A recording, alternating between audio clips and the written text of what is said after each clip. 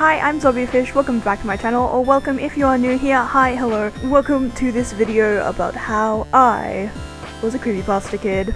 It was the summer of 2016 when I first stumbled into the creepypasta fandom. Sweet little vampire-obsessed 9-year-old me fell headfirst into the glorious and gory world of Slenderman, his proxies, and the rest of the creepypastas.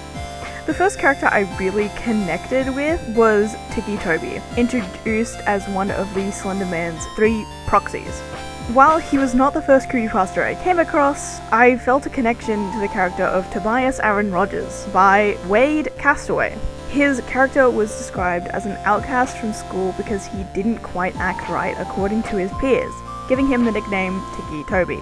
I related to him as someone who was bullied all through primary school and was told by my parents I was wired differently. I'm now a 17-year-old autistic trans boy with tics, and he's still the character I learnt the most from and relate to the most. Reminder that Ticci Toby has since been removed from being one of the Slenderman's proxies, but is still in the creepypasta fandom spaces. I was always a reader and enjoyed losing myself in a fantasy world. Harry Potter was one of my favourite book series at the time, and I managed to find the absolute treasure trove of Harry Potter / creepypasta crossover fics. I usually read them to fall asleep at night despite focusing on much darker topics than I should have been exposed to at the time. Usually the fics would go in the same 3-part storyline. Either Harry himself or a creepypasta, though it is usually Harry himself, murders Harry's remaining relatives. Harry runs away into the woods.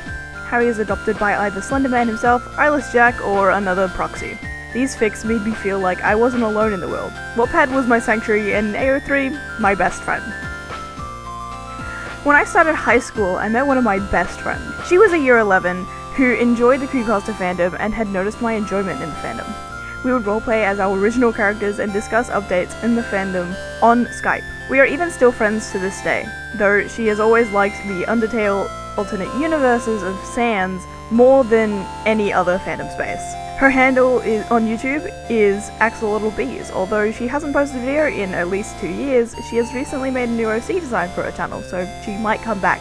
I've noticed that my favourite creepypasta characters have changed substantially over the years. My first favourite character was, as I mentioned earlier, Ticci Toby. In case you have skipped forward to this part of the video, Tobias Rogers, aka Ticci Toby by Wade Castaway, made me feel seen as someone who was subconsciously clocked by my peers as autistic and was bullied for being a quote-unquote crybaby. You may be wondering what I mean by subconsciously clocked as autistic. There have been a few studies about whether or not neurotypical, non-autistic people will think an autistic person is likable or awkward to interact with. They found that despite not knowing the diagnostic status of the autistic person, the neurotypicals will report the interactions as being awkward or just disliking interaction with the autistic individual. The studies will be linked in the description. My second favourite character was Ben Drowned. Ben Drowned was made by Deducible, aka Alex Hall, via a YouTube ARG and blog. That interest was thanks to AxolotlBees. Ben has always been AxolotlBees' favourite character in the creepypasta fandom, and I still send her Ben fan art to this very day. Ben connected to me because of my love of Legend of Zelda games, especially Ocarina of Time.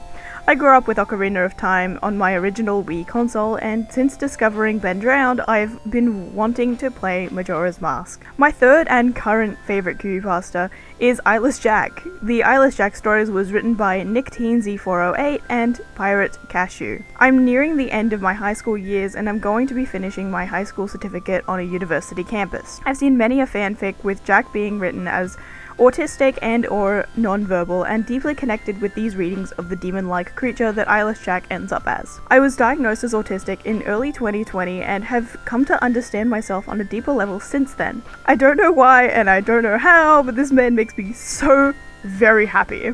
I ended up being massively influenced by the fandom, but mainly the characters. I kept a diary for quite a few weeks in the beginning of 2020, and it shows my mental state for that time very clearly. Quote, 22 days and 30 minutes until my birthday, then I won't be a mentally impaired child, I'll be an insane teenager, and I'll be the same age as Jeff the Killer.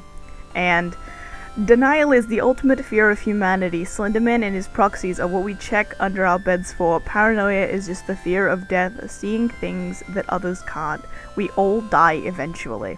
Since those were written, I've gotten therapy and now have a better support system. I now see that that was some deranged shit that I wrote down and don't have such thoughts about myself as much. Finishing up with this video, I was a Creepypasta kid. I was outcasted by my peers and found a place in the Creepypasta fandom at a young age. I ended up gaining some probably lifelong friends and made a few OCs. I'm so lucky to be involved in a community that makes me feel so seen. Just a reminder that Castaway doesn't want anyone asking him about the Ticci Toby character, so please don't try to message him about it. This was a Zombiefish PSA. Thank you for watching, and reminded that any studies referenced are linked in the description.